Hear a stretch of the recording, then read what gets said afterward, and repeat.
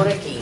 Ben, boas tardes a todos e a todas. Moitas gracias por vir outra vez aquí a unha nova actividade de Alexandre Bóveda. Hoxe a segunda palestra dentro do ciclo de repensarmos a Revolución 1917-2017 que estamos organizando aquí para ver un pouco a Revolución Rusa non como un monumento de pedra que queda lá lonxe, sino como un motivo, unha excusa pois para procurar, para reflexionar e facernos preguntas aceitadas sobre o camiño que nos ven agora por o presente, non? Para esta palestra hoxe temos connosco aquí a Carlos Taibo, que é profesor de Ciencia Política e de Administración na Universidade Autónoma de Madrid, escritor, moitos libros, moitas colaboracións en medios, moitos artigos, editor tamén, e outra cousa que a mí me pon un pouco de medo decir, pero que vou atreverme a decir tamén é politólogo. Que é máis puro, non? Mal feito, mal feito. Non me extraño. Porque ademais a Carlos sei que non lle gustan as etiquetas, moitas veces din del que é anarquista, e el di que é un pouco petulante porque anarquista é moi difícil, prefire máis ben definirse como libertario porque é menos doctrinal e menos ideolóxico. Inda que para él o importante non son as etiquetas que se lle pon as persoas, sino o que fan as persoas, non?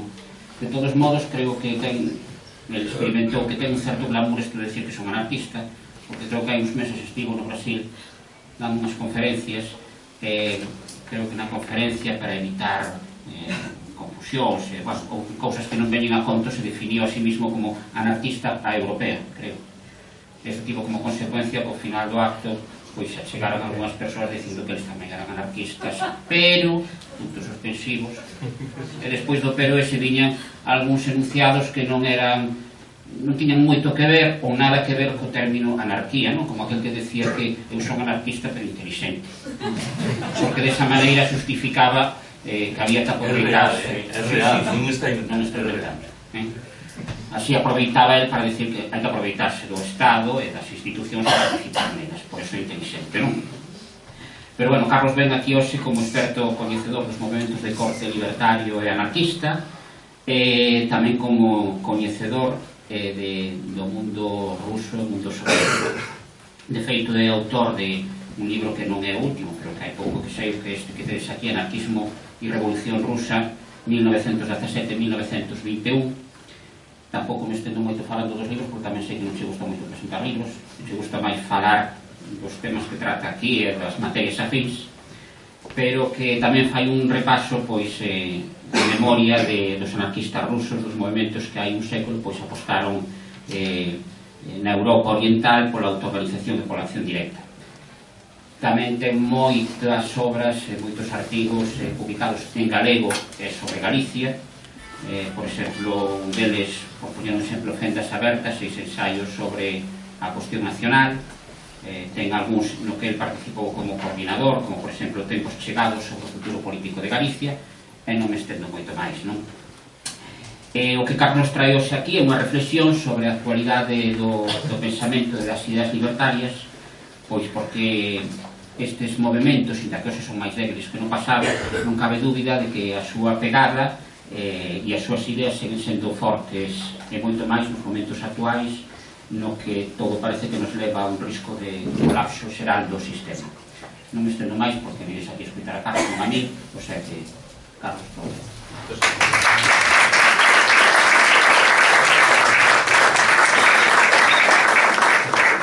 Obrigado e moitas grazas polo vosso convite a participar neste ciclo de palestras. Debo sinalar que onte estiven en Compostela presentando ese libro sobre o anarquismo ruso dos 4 anos seguintes á Revolución de Outubro, mas que considero que hoxe a miña presenza aquí se justifica en virtude dun proxecto diferente, o de tentar explicar por que, desde o meu punto de vista, as ideas, e alén das ideas, as prácticas libertarias, son máis actuais que nunca. Sempre que teño que desenvolver esa tarefa, procuro comenzar co resgate dunha anedota persoal. Hai bastantes anos, un día estaba en compañía de dous colegas profesores de Ciencia Política que comenzaran a discutir sobre o programa dunha asignatura intitulada Ideoloxías Políticas Contemporáneas. En determinado momento, un deles afirmou que non correspondía incluir o anarquismo nese programa, toda vez que non era unha ideoloxía política contemporánea. Eu, que ate entón ficaba calado, decidín intervir para darlle a razón a quen dixera tal cousa. Afirmei: tes toda razón, o anarquismo non é unha ideoloxía política contemporánea, é unha ideoloxía política do futuro, ou ao menos o é aos ollos de quen pensamos que o capitalismo se adentra de maneira moi rápida nunha etapa de corrosión terminal que conduce, en efeito, a un risco evidente de colapso e obriga a tomar en consideración seriamente o horizonte da autoorganización das sociedades desde abaixo, desde a autoxestión, desde a democracia e a acción directa, desde o apoio mutuo. Ben, cal é a primeira observación que quero facervos? No uso cotidiano do galego-portugués e tamén do español europeo, os adxectivos anarquista e libertario son sinónimos case perfeitos. Se alguén está a falar do movemento libertario na Galiza, está a falar tamén do movemento anarquista na Galiza e viceversa. Interésame mergullar, porén, nas posibilidades que se derivan diso de que sexan sinónimos case perfeitos. Ainda que sei que forzo un pouco a realidade, sobreentenderei que un anarquista é alguén que leu Bakunin, Kropotkin ou Malatesta e que mal que ben se adire ás ideas correspondentes. Son leituras moi recomendáveis, mas interésame máis agora a perspectiva que se deriva do segundo adxectivo, libertario. Considerarei que un libertario é alguén que, tendo leído ou non Bakunin, Kropotkin ou Malatesta, na súa conducta cotidiana revela un compromiso activo coa causa da autoxestión, da democracia ou da acción directa. Eu considero que no Estado español nos últimos anos, en boa medida en relación co 15M, se ten producido un pulo de iniciativas de carácter libertario non necesariamente acompañado dun crecemento das organizacións identitaria e doutrinalmente anarquistas. Tento explicar isto de outra maneira diferente. No mes de xaneiro de 2011 coloquei na rede un artigo que se intitulaba, se non mal me lembro, por unha alternativa libertaria e global. Ese artigo surxía dunha reflexión sobre o lugar no que eu traballo, a Universidade Autónoma de Madrid. Se alguén me preguntase cal é a presenza libertaria ou anarquista na miña universidade, a miña resposta inicial consistiría en lembrar que hai un activo grupo que traballa nunha das facultades de ciencias e que todos os anos argalla unhas xornadas libertarias as que acoden, que sei eu, 20, 30 ou 40 persoas. Eu partía da firme convicción de que a presenza libertaria era moito máis forte e suxería que estaría ben que as persoas que traballaban con esa vontade se puxesen de acordo para organizar algo diferente. A verdade é que 5 meses despois deu o 15M e o meu artigo, non me quero enganar, ficou manifestamente lonxe da realidade. Era moito máis interesante ver a xente nas asambleas, nas prazas e nas rúas, que o que eu demandaba, que ao cabo, non me quero enganar de novo, era un cenáculo libertario máis aberto que os anteriores, mas probablemente chamado a repetir moitas das eivas do pasado. Hai un momento, dixeches, e creo que fixeches ben, que son pouco partidario do uso autoencomiástico do adxectivo anarquista. E ao respecto sempre lembro dúas anedotas. No ano 1977, se cadra, fun ao primeiro meeting organizado pola CNT no que hoxe se chama Castilla-La Mancha. Era nunha vila de Ciudad Real chamada Manzanares. E lembro que no autobús que nos levaba escoitei unha conversa entre un home de certa idade e un rapaz novo. O home de certa idade preguntou: "E tú, chaval, eres anarquista?" E o rapaz, con moi bo criterio, dixo: "Yo soy una cratilla." Era unha maneira intelixente de desolemnizar a palabra correspondente. Hai moito menos, en Madrid, estando un día en compañía dun amigo, Chema, formulei a mesma pregunta ao abrigo dunha conversa máis ben frívola. Non nos enganemos, dixenlle: "Tú, Chema, eres anarquista?" E ele respondeu: Tengo días, ¿no? Que me parece que é unha maneira inteligente de sair ao paso disto. Segunda observación que quero facervos. A proposta libertaria plantexa inevitablemente unha discusión sobre a democracia. Non sei se a palabra democracia non estará tan gastada que aqueles que defendemos a democracia directa faríamos ben en procurar outra distinta para retratar o que queremos postular. Acontece algo parecido desde o meu punto de vista ao que ocorre coa palabra transición. Sabedes que hai persoas que teiman en defender unha segunda transición. A primeira foi tan nefanda que se un quere defender algo realmente distinto, o primeiro que debe facer é procurar unha palabra tamén diferente. En calquera caso, pareceme que están claros os termos xerais da crítica libertaria da democracia liberal. Tento resumilos da seguinte maneira. Primeiro, é unha forma de pseudodemocracia que se asenta nun escenario marcado por lacerantes desigualdades, que obedece ao propósito, en realidade, de ratificar esas desigualdades. Segundo, bebe de maiorías artificiais, que son o produto dunha deturpación das adhesións reais da maioría dos habitantes. Terceiro, na rebotica desta forma de pseudodemocracia, o que se ve é a influencia poderosísima de corporacións económico-financeiras que son as que realmente ditan a maioría das regras do xogo. Cuarto e último, cando as cousas ben mandadas, a democracia liberal non dubida en facer uso da forza a través da represión que coñecemos nas nosas rúas ou a través de golpes de Estado aos estados en países pobres que teñen a má fortuna de dispor de materias primas golosas para os grandes do planeta. Desta crítica libertaria da democracia liberal, entendo eu que se derivan consecuencias en moitos ámbitos diferentes. Vou rescatar dous deles. O primeiro remete á eterna discusión sobre as eleccións. Admitirei de bo grau que no propio mundo libertario hai percepcións diferentes no que atinxe ao que compre facer coas eleccións. Hai quen pensa que hai que desenvolver iso que se chama abstención activa. Mas hai quen pensa que a abstención activa, en certo sentido, é unha forma paradoxal de participar, de outorgar ás eleccións un relevo que non lles corresponde. Identifico unha terceira posición, que foi desenvolvida polo noso paisano Ricardo Mella, se cadra o principal teórico do anarquismo ibérico, nun artigo redixido hai máis de 100 anos, onde mal que ben, e segundo a miña interpretación, dicía: se queren os señores votar, voten, e se queren absterse, abstéñanse. A min o que me interesa saber é o que fan os 364 días restantes do ano. Recomendación que me parece singularmente interesante en momentos como estes, e que obrigaría a darlle as eleccións o relevo que lles corresponda, no bo entendido de que o principal é o traballo cotidiano na base, coa vontade de transformar a realidade. Outro dos debates vencellados coa crítica libertaria da democracia liberal é, no Estado español, ben o sabedes, o relativo á República. Eu sei que no Estado español a discusión sobre a República ten unha dimensión emocional diferente da que exhibe noutros escenarios geográficos.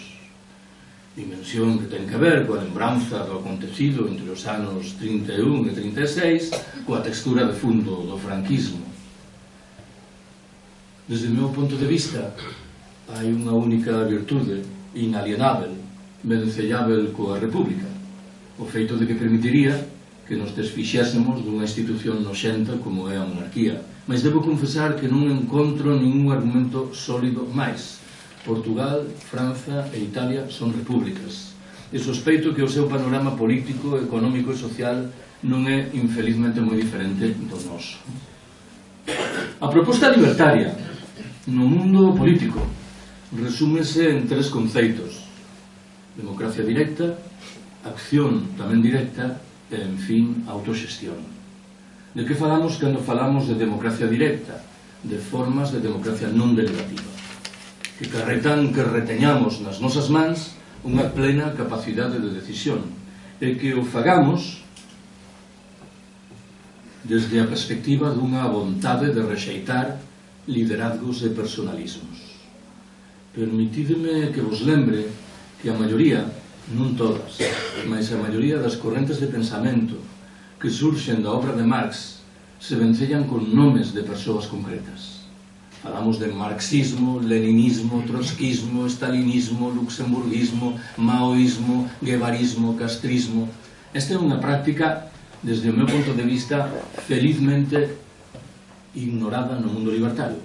É certo que no século XIX, en España, se falaba a miúdo dos bakuninista, mas desde o meu punto de vista era un termo creado polos detractores dos bakuninistas e non polas persoas que recibían a etiqueta correspondente. Cando falo en segundo termo de acción directa, estou pensando nunha acción non mediada, de tal maneira que, repito o argumento, retemos unha plena capacidade sobre o que estamos a facer e desenvolvemos a nosa conducta ao abrigo da vontade de conseguir que os fins se axeiten aos medios que desenvolvemos. Falei, en fin, de autoxestión.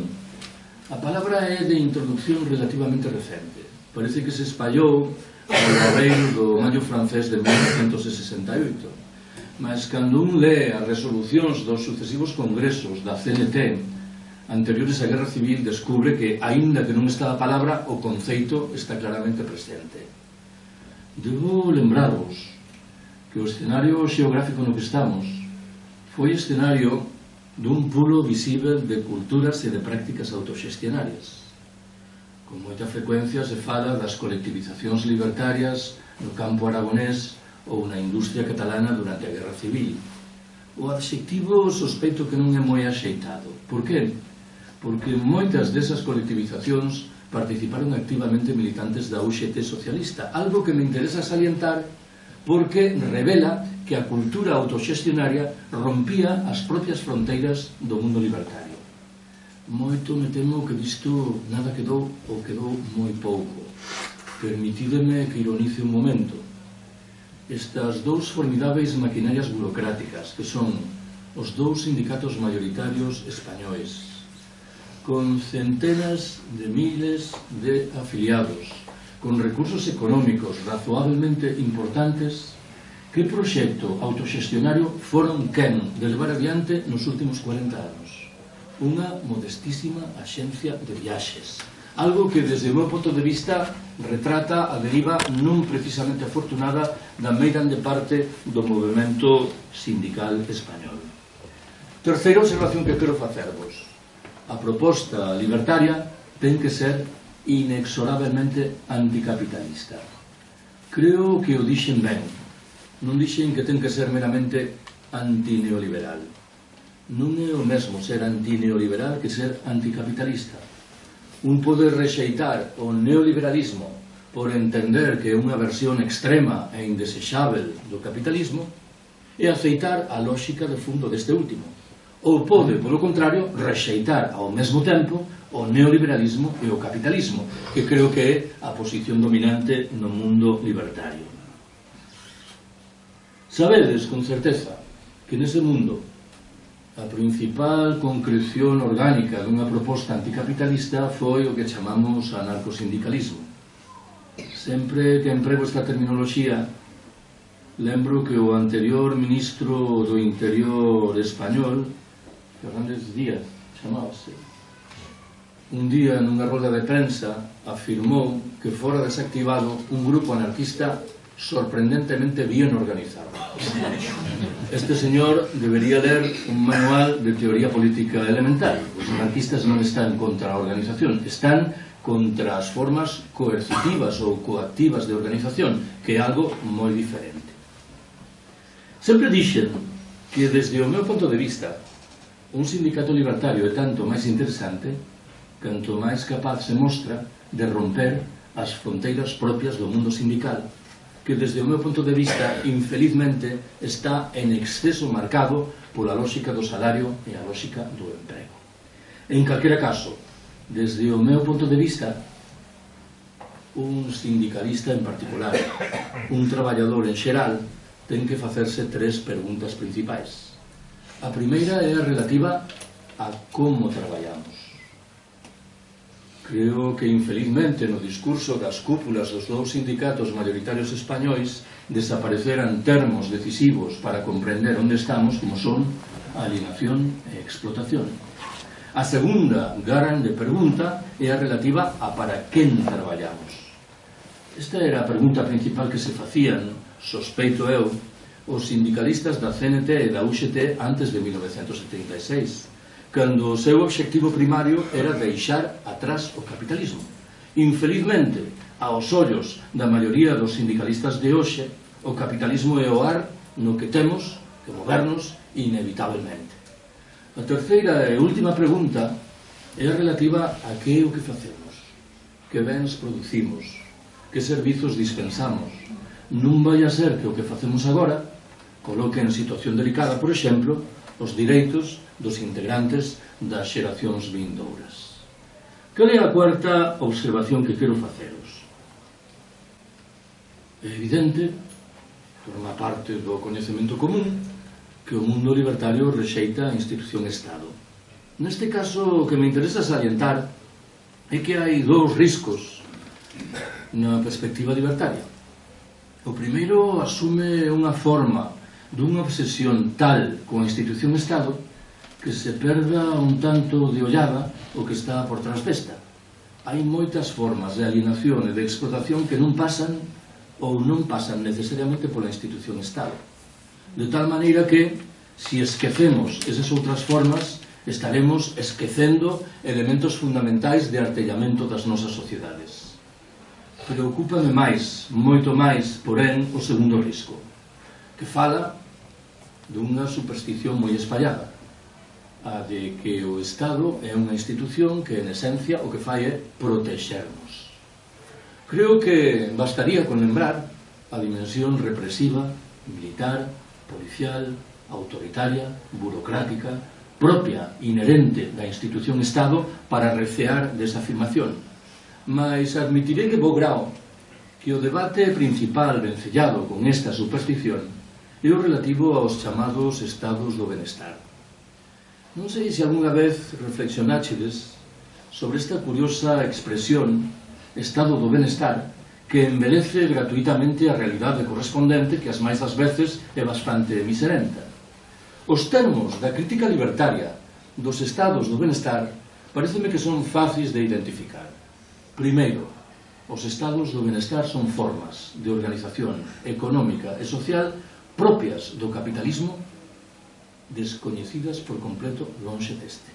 Segundo, beben da filosofía mortecina da socialdemocracia e do sindicalismo de pacto. Terceiro, dificultan até extremos inimagináveis o desenvolvemento de prácticas de autoxestión desde abaixo. Cuarto, non viñeran libertar, como anunciaban, tantas mulleres que son víctimas hoxe dunha dupla ou unha triple explotación. Quinto, non teñen ninguna condición ecolóxica solvente, tanto máis canto que a figura estado do benestar surxiu nun momento histórico, a chamada era do petróleo barato, que visiblemente terminou. Sexto e último, non exhiben ninguna condición solidaria cos habitantes castigados, explotados, preteridos dos países do sur. Convén que non malinterpretedes o que veño a dizer.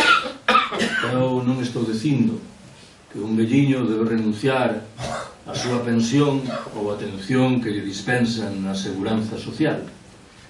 Paréceme que a maioría dos libertarios en modo ningún están en contra do público. O que fan é etiquetar a súa defensa do público e defender o público autoxestionado e socializado. Permitídeme que neste caso retrate a cuestión da man dun exemplo persoal. Hai uns anos, 6 ou 7, producíronse movilizacións estudiantís, se non mal me lembro, contra a LOE, a Lei Orgánica de Educación. E cantas veces tiven a oportunidade ao abrigo desas movilizacións defendín un ensino público, universal, gratuito, laico e de calidade. Mais un día, en cuanto enunciaba toda esta ladaíña, lembrei que cando eu era un estudante universitario, hai bastantes décadas, criticábamos seriamente o ensino público porque entendíamos que era un mecanismo central de mantemento da lógica do capital. E ollo que non íamos desencaminhados.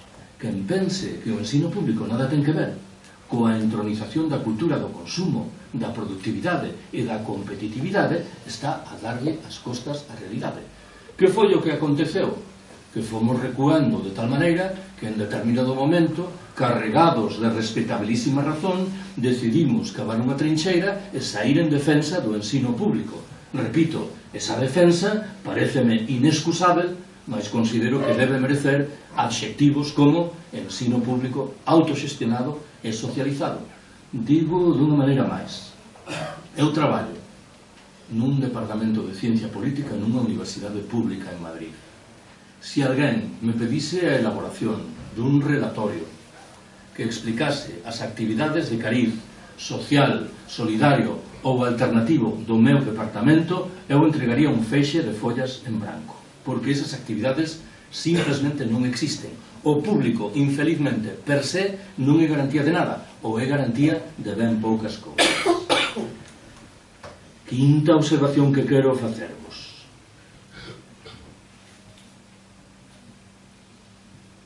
A miúdo teño que enfrentar unha queixa que mal que ben di.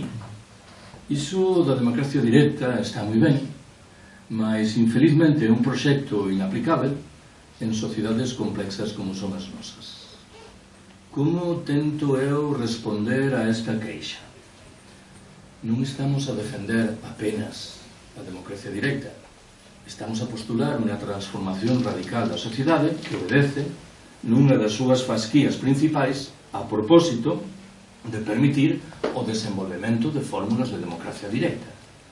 Si teño que resumir con vocación fundamentalmente pedagóxica o sentido de fondo desa transformación, servireime de 5 verbos: decrecer, desurbanizar, destecnoloxizar, despatriarcalizar e descomplexizar as nosas sociedades. Por que decrecer? Se vivimos nun planeta con recursos limitados, non parece que teña moito sentido que aspiremos a seguir crecendo ilimitadamente. Tanto máis canto que sobran as razóns que invitan a concluir que deixamos moi atrás as posibilidades medioambientais e de recursos que a Terra nos oferece. Pensade que a pegada ecolóxica do Estado español é de 3,5. Que significa isto? Significa que para manter as actividades económicas hoxe existentes no Estado español precisamos 3,5 veces a súa superficie. Como se mal resolve este problema? A través dunha presión inxente desenvolvida sobre os direitos dos integrantes das xeracións vindouras, sobre os direitos de moitos dos habitantes dos países do sur e sobre os direitos tamén, por certo, dos integrantes das demais especies coas que sobre o papel compartimos o planeta Terra. Desde este punto de vista, a perspectiva do decrecemento di que no norte desenvolvido inexorablemente temos que reducir os niveis de producción e de consumo, mas reivindica tamén a aplicación de regras de xogo moi diferentes. Por exemplo, a necesidade de recuperar a vida social que fomos desperdigando, absorbidos como estamos pola lógica da producción, do consumo e da competitividade. O ocio creativo frente ás formas de ocio sempre mercantilizadas que nos oferecen por todas partes. A repartición do traballo, unha bella demanda sindical que infelizmente foi esmorecendo co paso do tempo. A reducción das dimensións de moitas das infraestructuras que hoxe empregamos. A recuperación da vida local nun escenario de reaparición de fórmulas de democracia directa e de autoxestión. Ou, en fin, no ámbito individual, a sobriedade e a sinxeleza voluntarias. Máis fácil é explicar o significado do segundo verbo, desurbanizar. Ou se quero retratar as cousas desde o outro lado do espello, re-ruralizar as nosas sociedades. Ben sabedes, non descubro nada, que moitos dos nosos avós ou bisavós deixaron o mundo rural para pasaren a vivir nas cidades nas que entendían legitimamente que o escenario era máis habitável. Hoxe asistimos incipientemente a un proceso de signo contrario. En calquera caso, as persoas que son moderadamente conscientes do risco dun colapso xeral do sistema que padecemos saben que unha das poucas respostas eficientes que temos ao respecto é a que pasa por recuperar moitos dos elementos de sabiduría popular dos nosos labregos vellos e moitas das prácticas cotidianas do mundo rural. Admitirei de bo grao que o terceiro verbo destecnoloxizar carreta certa dimensión provocadora. Si teño que emplegar o argumento de maneira máis mesurada, direi que sospeito que estamos na obrigación de analizar críticamente cal é a condición de moitas das tecnoloxías que o sistema nos regala, non vai a ser que non teñan esa dimensión emancipadora e libertadora que normalmente interpretamos que carreta. John Searle é o principal teórico do que se chama o anarcoprimitivismo. É un pensador desmesurado, mas por momentos teño a impresión de que só os pensadores desmesurados son realmente interesantes. Searle afirma que todas as tecnoloxías criadas polo capitalismo levan por trás a herdanza da división do traballo, da explotación e da xerarquía. É un argumento serio que convén tomar en consideración. Eu xa dixen que non vou tan lonxe. Limítome a recomendar que sopesemos críticamente si esas tecnoloxías que nos regalan son tan libertadoras ou non. Permitideme que propoña un exemplo parvo, o das ilusións ópticas que rodean a Facebook. Eu teño 5.000 amigos en Facebook. Alguén podría pensar que a miña vida social é inmensamente rica. Ben, pois xa sabedes que non hai ninguna relación entre un e o outro. Chega un a casa pola noite, acende o computador, entra en Facebook e pode deixarse levar pola impresión de que este país se encontra inmerso nunha auténtica evolución revolucionaria. Somos nosos amigos no meu país, mas se un non ten criterios suficientes para distinguir unha realidade da outra, corre un risco grave de errar. Falei nun cuarto chanzo da obrigación de despatriarcalizar as nosas sociedades. Dentro duns minutos vou defender a construcción de espazos autónomos, autoxestionados, desmercantilizados e despatriarcalizados. Eses espazos existen xa. En moitos casos progrediran no camiño da autoxestión e da desmercantilización, cando conservan incólumes a maioría das regras de xogo propias da sociedade patriarcal. Pensade que no planeta contemporáneo o 70% dos pobres e o 78% dos analfabetos son mulleres. As mulleres realizan o 67% do traballo cando receben o 10% da renda. Nestas condicións, afirmar que os problemas atávicos de marginalización simbólica e material das mulleres están en vías de resolución, sospeito eu que é darlle literalmente as costas á realidade. Falei, en fin, da urxencia de descomplexizar as nosas sociedades. Aceitamos sociedades cada vez máis complexas, cun correlato moi delicado. Cada vez somos máis dependentes, cada vez somos menos independentes. O meu amigo Ramón Fernández Murán morreu en Madrid hai 6 anos. Nos seus 2 libros case póstumos repetía unha e outra vez a mesma idea. Dicía: moitos dos desherdados do planeta, habitantes dos países do sur, están paradoxalmente en mellor posición do que a nosa para facer frente ao colapso que se aveciña. Por que? Viven en pequenas comunidades humanas. Preservaran unha relación fluida co medio natural. Mantiveran unha relación social moito máis sólida que a nosa. En derradeiro termo son moito máis independentes do que somos nós.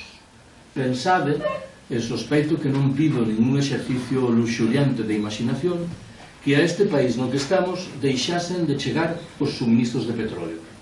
Todo isto se viría abaixo, literalmente da noite para a mañán.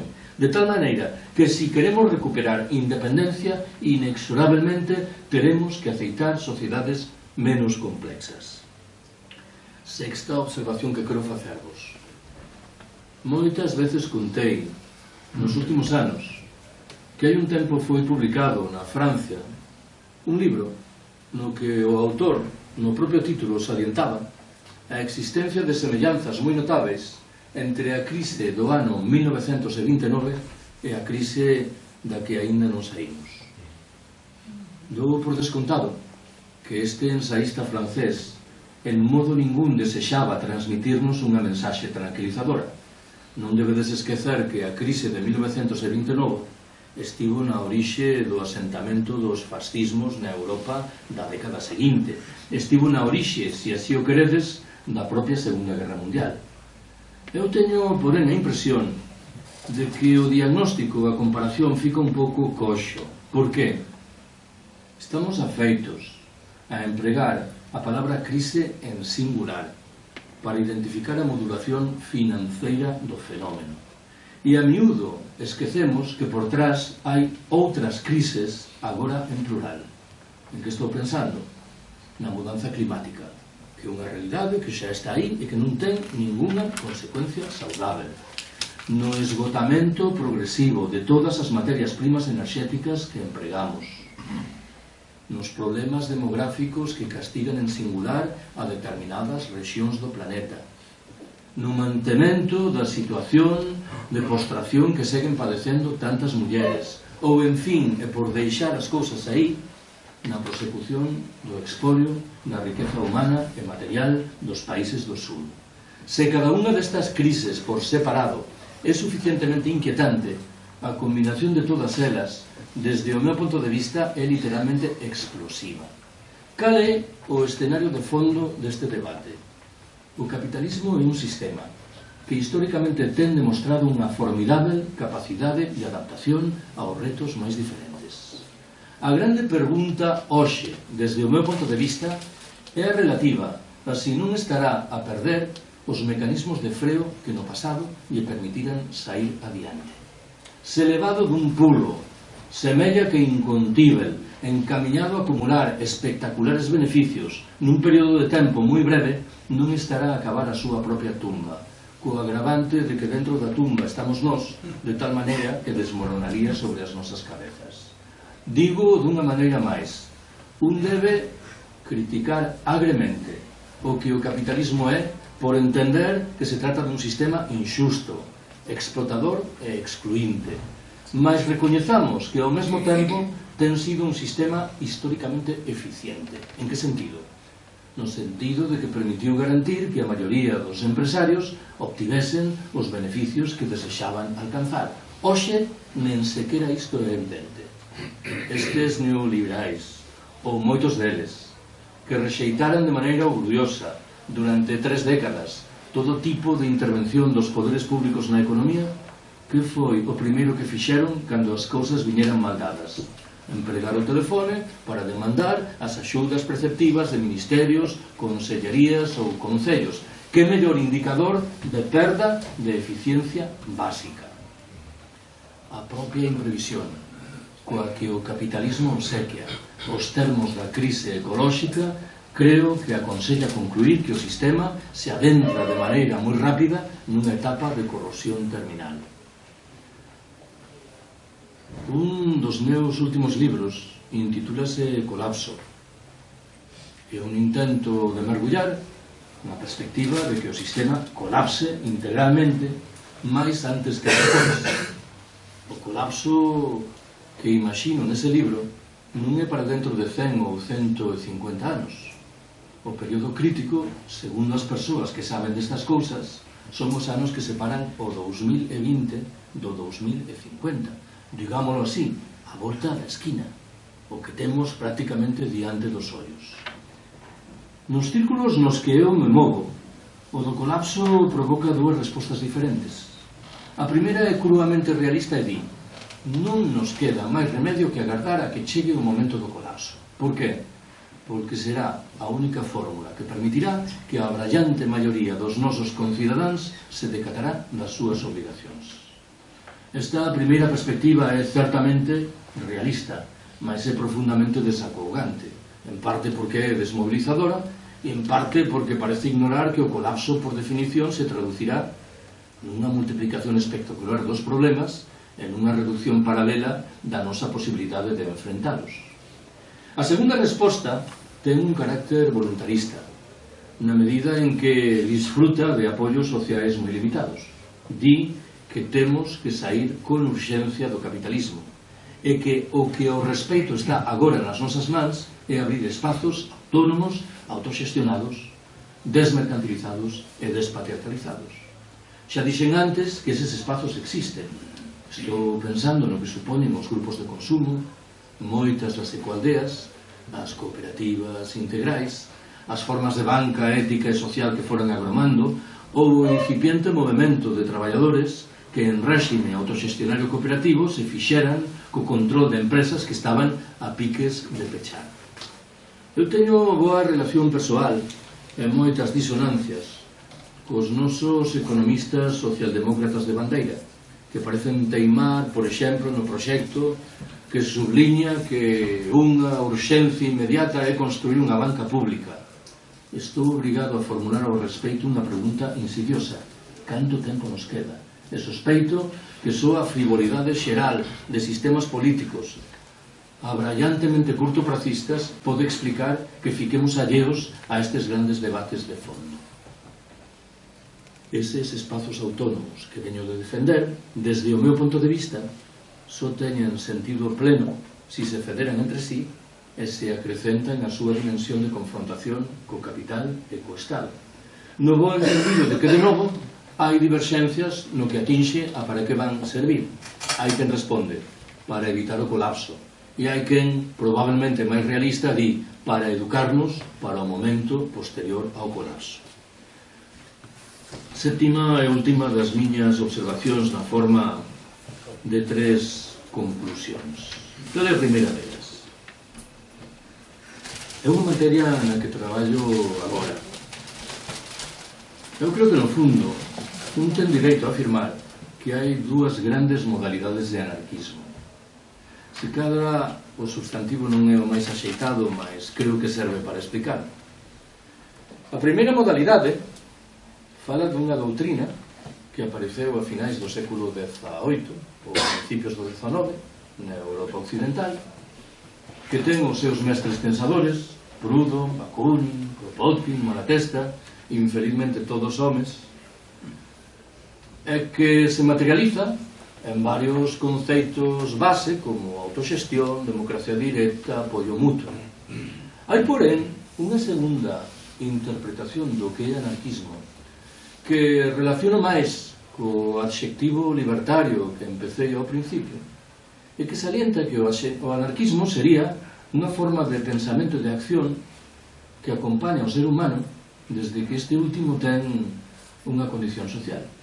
De tal maneira que tería sentido aplicar o adxectivo correspondente a labregos chineses de hai 2500 anos, a herexes na Europa medieval ou a moitos dos integrantes das comunidades orixinarias en América Latina, en África ou en Asia. A relación entre estes 2 anarquismos ten sido complexa. Tento explicarme damando un exemplo.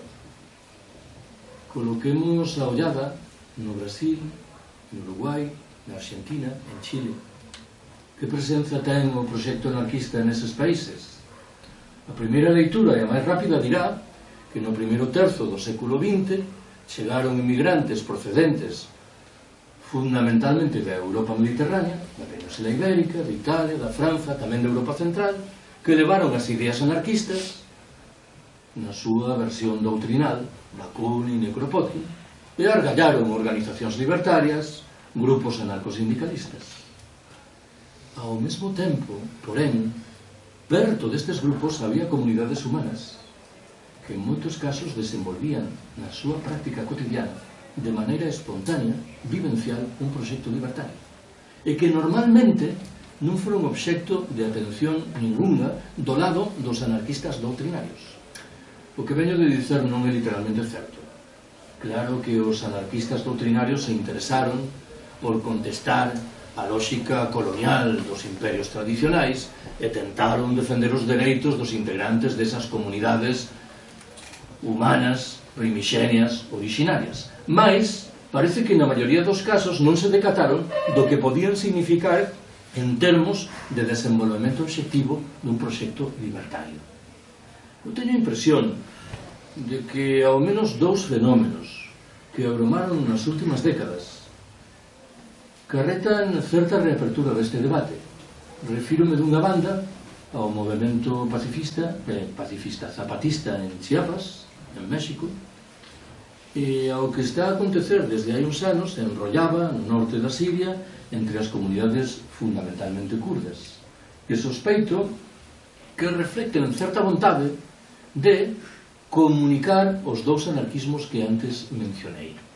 En calquera caso, isto que vos conto agora ten certo relevo a efeitos de replicar unha queixa coa que me topei moitas veces. Nunha das súas posíveis formulacións diría: eso do anarquismo está moi ben, mas terías que explicarme en que momentos históricos, de maneira sólida e prolongada, as ideas correspondentes se materializaran na realidade. A resposta convencional a esta pregunta invoca os sovietes na Rusia de principios do século XX, os consellos obreiros en Italia, en Hungría ou en Alemanha, as colectivizacións durante a Guerra Civil Española. Mas desde o meu punto de vista tería sido preferible unha resposta máis provocadora que dixese: boa parte das comunidades humanas desde tempo inmemorial se organizaran espontaneamente de forma libertaria, até o ponto de que provocadoramente me deixarei levar pola tentación de afirmar que o que é excepcional é o mundo do capitalismo, do Estado e da sociedade patriarcal. Segunda conclusión que prometía: alguén legitimamente podería enunciar un reproche que mal que ben diría: os anarquistas sodes moi capaces a hora de criticar a realidade miserente dos sistemas que padecemos, mas non o sodes tanto cando chega o momento de argallar respostas efectivas, alternativas ante esa orden. Creo que a crítica é perfectamente legítima, suscríboa. En realidade, me parece que cando antes, ben o lembraredes, critiquei agremente os sindicatos maioritarios españois, tería que engadir que unha pregunta legítima é se o mundo libertario estivo á altura das circunstancias. Tería que repetir a mesma pregunta: que tipo de proxectos autoxestionarios foi quen de desenvolver o propio mundo libertario? E certamente a resposta non sería particularmente estimulante. Os nosos avós e bisavós anarquistas e anarcosindicalistas, que por certo non está de máis que lembre a condición desta cidade. Segundo unha avaliación, a Coruña antes da Guerra Civil Española era a capital de provincia na que a relación porcentual entre a CNT anarcosindicalista e a UGT socialista era máis clara a favor da primeira. Digamos, era a máis anarcosindicalista das capitais de provincia españolas. Os avós e bisavós anarquistas e anarcosindicalistas empregaban un conceito que desde o meu punto de vista esvarou cara a significados pouco estimulantes. Iso que chamaban a propaganda polo feito, a propaganda polo facto. Que interpreto eu? Seguro que sesgadamente que estaban dicindo está ben organizar actos como este, publicar revistas, editar libros, convocar manifestacións e concentracións. O máis interesante, porén, que podemos facer consiste en tentar levar á práctica da realidade económica e social as nosas ideas, porque iso será unha propaganda eficiente que virá a demostrar que as cousas se poden facer de maneira diferente a aquela que o sistema tenta explicarnos. Hai un libro maravilloso dun profesor inglés que vive en Madrid, Chris Allen, un libro publicado por Alianza Editorial intitulado en español La lucha por Barcelona. É unha historia da Barcelona anarcosindicalista do primeiro tercio do século XX. E un descubre que aquela xente fora quen de crear unha auténtica rede de espazos autónomos, na forma de granxas, de ateneos, de centros técnicos, de escolas libertarias que configuraban unha sociedade paralela chamada a sustituir, chegado o momento, a realidade noxenta do sistema que padecían. Non só iso, un descubre que determinadas técnicas de movilización social que pensamos ter ideado nos últimos anos eran practicadas espontaneamente por estas xentes. Os scratches, sen ir máis lonxe. Cando había alguén que alugaba unha casa a prezos de usura era obxecto inmediatamente dun escrache por parte dun sindicato de inquilinos, figura que, por certo, non estaría de máis recuperar. Terceira e última das miñas observacións.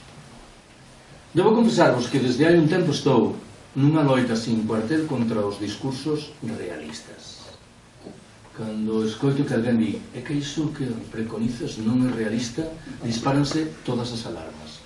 Non hai mellor exemplo das miserias do realismo que a transición política española, materializada en dous partidos que se suceden no goberno e que en sustancia fan o mesmo, en dúas cúpulas sindicais que non protestan por nada, nunha chea de medios de incomunicación que repiten unha e outra vez as mesmas monsergas. Hai unha frase de Bernanos, o novelista católico francés, que me parece moi axeitada para retratar o que quero dicer. A frase di: o realismo é a boa conciencia dos fillos de puta. Invocan a realidade que eles mesmos construíran para xustificar a vontade de non modificar, cando sospeito que a nosa obrigación é precisamente a contraria. Desde o máis absoluto non realismo, discutir agremente e tirar abaixo esa realidade. Obrigado por terme escutado.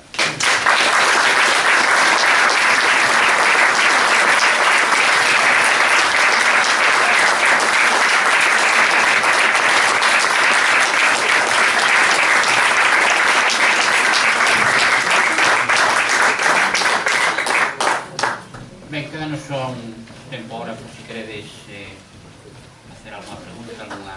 Moi simplemente agradecerlle unha vez máis, como fai, que sei, 10-15 anos que escoiteiche lá na calle da Torre, nunha perpendicular, onde máis ou menos as bases, penso e recordo, son as mesmas. Moitas gracias por pasado tanto tempo limparme o cerebro, que non se me pone encefalograma plano, e se me sirve para cando veñan novas, porque temos que estar en sociedade, penso que temos que estar en sociedade, cando veñan as novas eleccións, enseñarlle a xente a donde ten que facer o voto, non votar para fora, sino votar, porque é que verdadeiramente a sociedade non sabe, non sabe.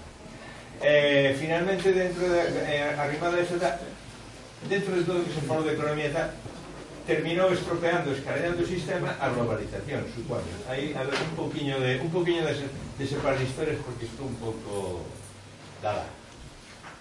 O do voto vasme permitir que o esqueza, porque é materia conflictiva de cada quen que faga. Quédome coa recomendación de Ricardo Mena. Importame máis o que a xente fai os 364 días restantes que a liorta que podamos manter sobre si compre votar ou non votar. Pero quedamos fora do sistema e deixamos que quedar fora do sistema pode ser unha manga antes e manga ahora e manga despois. Non pode ser. E que quedar fora do sistema se cadra é unha opción inteligente. É que a miúdo o que acontece é que aqueles que de maneira benigna se adentran no sistema acaban absorbidos polo sistema. Non é que a miúdo aconteza, é que desde o meu punto de vista acontece sempre. O exemplo máis recente é a traxedia de Syriza en Grecia, que é extrema, non?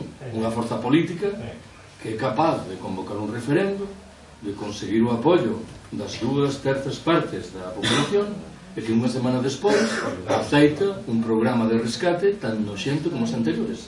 Estiven 2 veces este verán na Grecia para presentar, por certo, un deses libros. Había un consenso absoluto no que atinxe a idea de que a Comisión Europea hoxe desexa que Syriza gañe as próximas eleccións, porque é a garantía de que vai sacar adiante o proxecto correspondente. Permíteme que subliñe que desde o meu punto de vista isto non é unha anedota, infelizmente non é. Admito que a realidade é máis complexa e que tería un que tomar en consideración moitos factores, máis que este é importante. O da globalización. Eu xa non teño claro o que pasou coa globalización. Sei que a palabra foi retirada da linguaxe dos medios hai 10 anos, probablemente para que non se vise negativamente afeitada polos estigmas negativos vencellados coa crise. Non sei se vos decataxedes disso. Hai 10 anos a palabra globalización estaba en todas partes. Hoxe non vou dicer que desapareceu, mas ten unha presenza sensiblemente menor. A ver, hai quen di que estamos diante dun proceso de desglobalización que se materializaría ao abrigo da reaparición da lógica dos Estados-nación, dos aranceis que gravan os produtos. Hai quen afirma, en segundo termo, que a globalización está nunha especie de stand-by, agardando que cheguen mellores ventos para recuperar o pulo anterior. E hai quen sospeito que con intelixencia mestura estas dúas interpretacións e di que asistimos certamente a un proceso de reaparición da lógica dos Estados-nación, mais subterraneamente co propósito de argallar un proxecto neoglobalizador. En que estou pensando cando emprego esta terceira visión? No TTIP, o Tratado Transatlántico de Comercio e Investimentos. Nunha primeira ollada non é un acordo globalizador. Por que? É un acordo que negocian en exclusiva os Estados Unidos e a Unión Europea. Dous axentes entre moitos. Mais claro, é un acordo que de sair adiante carreta a vontade de impor regras de xogo de obrigada satisfacción aos restantes axentes económicos, de tal maneira que ten unha condición globalizadora, non sei se agregar noxenta, porque é evidente a condición noxenta da globalización. Que é para min a globalización? Especulación, fusións de capitais, desregulación, deslocalización, espallamento das redes do crime organizado. Ainda outro día, segunda-feira, nun curso en Madrid, un señor maior dixo que eu era un sectario e que como era posible que dixese iso e non valorase ninguna dimensión saudável na globalización. E eu cedín a palabra, dixen, suba vostede aquí e dea a clase de vostede e explique as virtudes. E ele dixo que constantemente no seu traballo como químico nunha grande empresa veo como os seus xefes eran xentes que decían por mellorar o nivel de vida dos demais, que nada tiñan que ver con intereses noxentos de grandes empresas, mafias. Bueno, creo que a estas alturas compre ser moi cego ou preferir pechar a ollada ante a realidade para seguir afirmando estas cousas, non?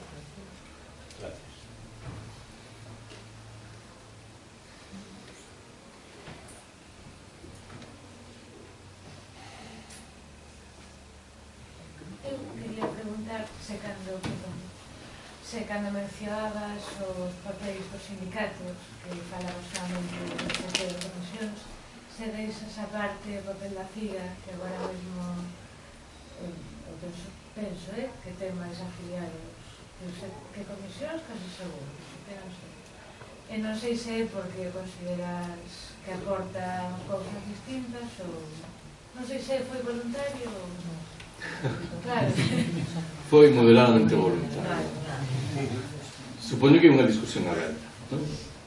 En que medida a CIGA escapa de maneira clara aos elementos de crítica que eu introducín, ou pola contra terminou por reproducir determinadas fasquías do sindicalismo oficial derivadas da dependencia nun grau ou outro dos recursos públicos, das subvencións, máis ollo que podería extender esta discusión ao propio sindicalismo libertario.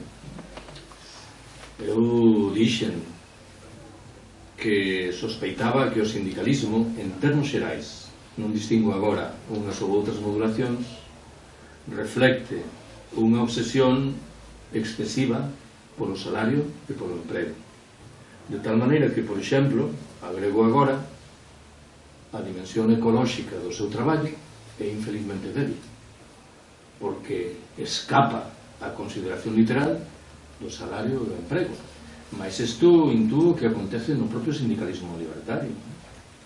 A CGT, anarcosindicalista, aprobou no ano 2010 nun congreso celebrado en Málaga unha resolución polo decrecemento. A pregunta inmediata é: que efeito material tivo no traballo dese sindicato a resolución correspondente? E a miña resposta é: ningún. Por que? Admitiré de bo grao que é moi difícil desde o mundo sindical alentar un programa de decrecemento, porque parece que a lógica vai por outro camiño. Mas sospeito que antes ou despois os sindicatos que queren transformar a realidade terán que facer un esforzo neste sentido. Sei que non estou a responder a túa pregunta, porque en realidade teño moitas dúbidas no que atinxe a condición da CIGA. E as dúbidas probablemente se materializan na conclusión de que nin coloco a CIGA no mesmo barco que Comisións Obreiras e a UGT, nin considero que este suficientemente afastada dese barco. Intuo que está nunha posición intermedia que invita a concluir que podemos alimentar esperanzas, tanto máis canto que eu acredito na vontade de facer un país distinto, tanto máis canto que as regras son distintas, e esta é unha dimensión interesante da CIGA, ainda que sospeito que as outras non son tan interesantes. En Europa, como anda esto do movimento libertario? Si é que se pode... Bueno, algo haberá, claro. A ver, a miña resposta incorpora dous elementos. Un, eu creo que teñen moito máis peso as iniciativas libertarias que os movimentos anarquistas. Supoño que se comprende o que digo agora ao abrigo da teorización inicial. Creo que hai un espallamento visible dunha economía distinta que parte de bases autoxestionarias e que iso é fácil percebelo en todos os países europeus, probablemente máis cara a Europa Occidental que na Europa Oriental. Segundo dos elementos de xuízo, desde o meu punto de vista, o movimento anarquista máis interesante no momento presente está na Grecia. Está na Grecia porque a condición das políticas abrazadas nos 2 últimos anos por Syriza fixo que moita xente, moi desencantada, procurase opcións prácticas moito máis estimulantes, que teñen que ver, por exemplo, invito-vos a seguir estas iniciativas coa aparición de hospitais alternativos, tendo en conta que a seguranza social oficial está en quebra, apareceron hospitais autoxestionados. E teñen que ver tamén, de maneira moi honrosa, coa atención aos refuxados que van chegando ao país e moitas veces son obxecto dunha franca desatención, cando non dunha represión, non exactamente polas autoridades gregas, pola Unión Europea, digamos as cousas con maior claridade, non? Digamos que desde o meu punto de vista, na Grecia hai iniciativas precisas, estimulantes, que reflicten o pulo deste movimento. Se cadra, debería deixarme levar pola tentación de afirmar que temos que prestar tamén atención ao que está a acontecer na Cataluña nas últimas semanas.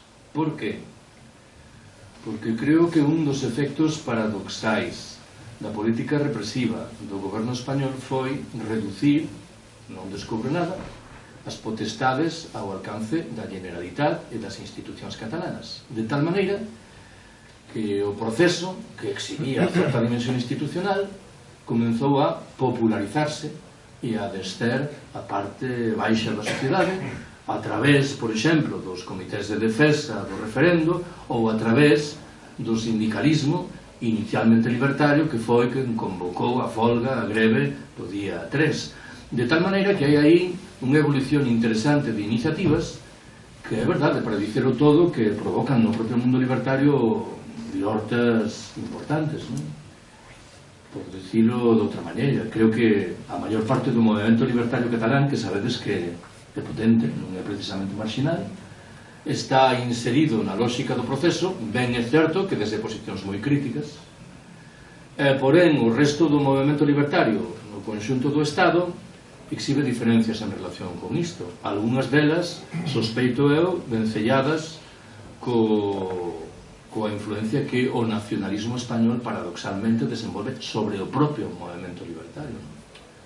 Lembro agora, por propor un exemplo, que hai uns meses fui convidado a dar unha palestra nunha vila fronteiriza cun dos estados, non vou dicer o nome, fronteirizos co Estado español. Fui invitado por un sindicato libertario. En determinado momento expresaron que eles estaban en contra dos estados, das nacións, dos nacionalismos e das fronteiras. En determinada altura eu perguntei: que relación tendes cos compañeros libertarios do outro lado da fronteira? E fitaron en mí como se estivese a preguntar algo completamente externo. Non tiña ninguna relación, de tal maneira que a miña conclusión, que sospeito que era lexítima, é: rexeitades as fronteiras, mas a fronteira real do Estado español levádela dentro da cabeza de tal maneira que anula boa parte da respetabilísima condición da proposta inicial. Por iso digo que, de maneira inconsciente, parecería como si no Estado español non faltasen, non digo que sexan mayoritarios, os libertarios ou os anarquistas que contestan á burguesía española na súa dimensión política, económica e social, mas que non a contestan a súa dimensión de imaginario nacional territorial, algo que me parece moi chamante. Por certo, empleguei agora unha expresión que de maneira curiosa non aparece nos discursos. Parece que o único país do mundo no que cumpre falar da existencia dunha burguesía é Cataluña. Burguesía catalana, burguesía catalana, burguesía catalana. E curiosamente o mesmo termo non se emprega para descrever a burguesía española, como se non existise, non? Algo que non deixa de ser unha trama mental e ideolóxica que merece unha reflexión hipercrítica. Eu queria te preguntar, falando de globalización, falando de 2020 a 2050, ti crees que a UE, a Unión Europea, ten longa vida ou ten un cancro terminado? E o mesmo o territorio español. Se vai seguir como está ou vai se desfacer? Ai, señor. Fixeches nunha pregunta fácil. Bueno, que se parece, sí, claro, sí que é fácil. Sabedes que hai uns anos, non moitos, 4, foi publicado en Madrid un libro dun xornalista inglés chamado Michael Joker, un libro de título provocador, intitúlase en español Historia de España, crónica dun colapso 2014-2033. É un libro metade coñeiro, metade serio, que retrata o colapso español. O argumento de fondo é serio, e a bibliografía seria sobre esta materia, aínda que lle outorgue unha pátina distinta un manual de historia convencional, con mapas, fotografías, explica a deriva dos feitos. É un libro divertido. Supoño que, para alén do que pode acontecer co Estado español ou coa Unión Europea, a perspectiva de fondo é do colapso xeral do sistema, que é máis importante nos termos conceptuais. E supoño tamén que, se a miña perspectiva é a correcta, o colapso se traducirá na desaparición de todas estas estruturas. Alguna vez me preguntan, cando falo diso, si eu estou pensando para a etapa posterior ao colapso nunha terceira guerra mundial, e eu sempre respondo que non. A metáfora da guerra mundial carreta a existencia de estados poderosos con maquinarias militares importantes. Isto é o que foron as dúas guerras mundiais anteriores. Eu estou pensando máis ben nun escenario neofeudal, en virtude do que os vellos señores terán que enfrentarse á revolta dos seus servos e vasallos de antano. Que a Unión Europea, en calquera caso, está en crise é evidente, e que non están a argallar ningún proxecto serio que permita alimentar, que non sequera nos termos da condición da propia Unión Europea, xa non plantexo ningún discurso radical, van ser capaces de resolver os problemas é evidente. O que está por trás é a lógica enlouquecido dun capitalismo cortoplacista que non ten ningún proxecto de futuro. En realidade, por momentos penso que cando falamos de capitalismo, en realidade empregamos o mesmo termo para retratar realidades que son diferentes. O capitalismo hoxe dominante é un capitalismo curtoplacista, só preocupado por acumular beneficios no curto prazo, carente, repito, dun proxecto de futuro, e por iso non particularmente criminal. Mas pareceme que empeza a agromar outro capitalismo diferente, que normalmente vencello co conceito de ecofascismo. Xa sei que o conceito de ecofascismo soa un pouco sorprendente. Estamos afeitos a concluir que o prefixo eco acompaña sempre realidades saudáveis. Debo lembrarvos que no partido alemán nacionalsocialista, o partido de Hitler, operou un activo e influinte grupo de presión de carácter ecolóxico, que defendía a volta ao mundo rural, que criticaba as consecuencias negativas da industrialización e da urbanización, que postulaba no seu caso o desenvolvemento de prácticas vegetarianas. Todo iso, naturalmente, ao servizo dunha raza elexida que debía impor regras de xogo de obrigada satisfacción aos demais. Detrás da proposta ecofascista hai, como ben podedes intuir, un argumento fundamentalmente demográfico. Está a idea de que no planeta sobra xente, de tal maneira que se trataría ben de marginalizar a quen sobra, isto xa o fan, a versión moderada, ben de exterminar a quen sobra, que intúe ou que comeza a aparecer na cabeza de determinadas persoas que son conscientes dos límites ecolóxicos do planeta e que din, aquí sobran 5.000 millóns de persoas, por empregar unha cifra. Eu sospeito que se este proxecto vai a máis, e intúo que irá a máis, teremos graves problemas para imaginar que vai acontecer con estruturas como a Unión Europea ou como o Estado Español. A primeira, se cadra, será funcional. É todo un debate que, no fundo, ven dicer se agroma un proxecto ecofascista, quen vai participar nese proxecto? A resposta máis simples dirá as elites dirixentes dos países do norte desenvolvido, dos tres grandes núcleos do capitalismo internacional, Estados Unidos, a Unión Europea e Xapón. Mas alguén responde de maneira diferente, di mais as elites dirixentes das economías emerxentes, porque vamos pensar que non haberá un acordo cos dirixentes rusos, chineses ou indianos para desenvolver un proxecto común. En ese sentido, se cadra estruturas como a Unión Europea seguirán sendo funcionais para a lógica do sistema. Claro, como ben sabes, hai demasiados elementos de por medio para levantar un xuizo serio. Lembrades que outro día este imbécil que é Juncker, o presidente da Comisión Europea, afirmou que non correspondía recoñecer unha Cataluña independente porque non podía imaginar unha Europa con 90 estados. Este señor é un luxemburgués. Ollo co... Claro, en Cataluña dirán, home, pois alude a independencia do seu país e habrá camiño a outro diferente que ten cantas veces máis población Cataluña ten que Luxemburgo, non? Se cadra, habería que lembrarlle, porque é unha corrente cada vez máis sólida a que salienta que os países máis prósperos, curiosamente, adoitan ser os países máis pequenos. A verdade que esta non é unha regra de ouro, que non teña excepcións, mas en termos xerais, cando un analiza o índice de desenvolvemento humano dos diferentes estados do planeta, descubre que dificilmente é azaroso que a maioría dos 20 primeiros son pequenos estados. Cando falo de pequenos estados, estou a pensar antes na población que no tamaño. Digamos que, conforme a este argumento, Canadá podría ser un pequeno estado en termos de población, ainda que sexa territorialmente moi grande. Mas, claro, termino xa, a todo isto compre agregar os efeitos da mudanza climática e do esgotamento das materias primas enerxéticas, que probablemente van ser un golpe durísimo para a Unión Europea, na medida en que provocarán, por exemplo, unha fuxida masiva de poblacións cara a territorios situados máis ao norte, de tal maneira que a dimensión desestabilizadora deste proceso pode terminar coa Unión Europea ou, máis ben, pode contribuir a alicerzar unha Unión Europea máis reducida arredor dos países tradicionalmente máis ricos e máis influentes, de tal maneira que se abrise camiño un proceso de signo inverso ao que a Unión Europea percorreu nos últimos 40 anos, non? Como ben podes ver, non teño nin puta idea de que vai pasar.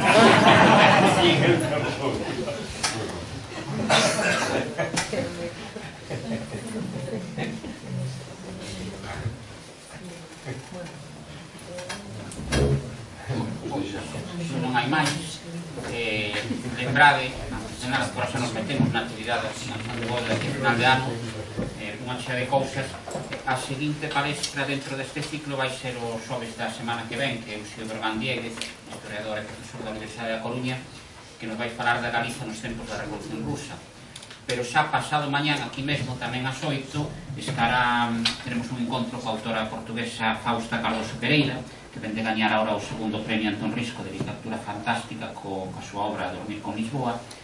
E mañán tamén, a partir das 8, teremos aquí a inauguración da exposición de Imaxes e Palabras, obras feitas en madeira por Anxo Lares, que continuará. O sea, tenéis información tamén na web, nas redes sociais, sobre todo o que imos facer durante estes meses, que é bastante intenso. Tedes tamén, se algún está interesado en algún dos libros que escribiu Carlos, aquí tedes algún que podedes adquirir, se queredes ao final. As obras de Onte de Compostela. As obras de Compostela. E máis nada, agradeceros a vos por ter estado aquí e a Carlos, sobre todo, tamén por habernos acompañado tamén. Gracias.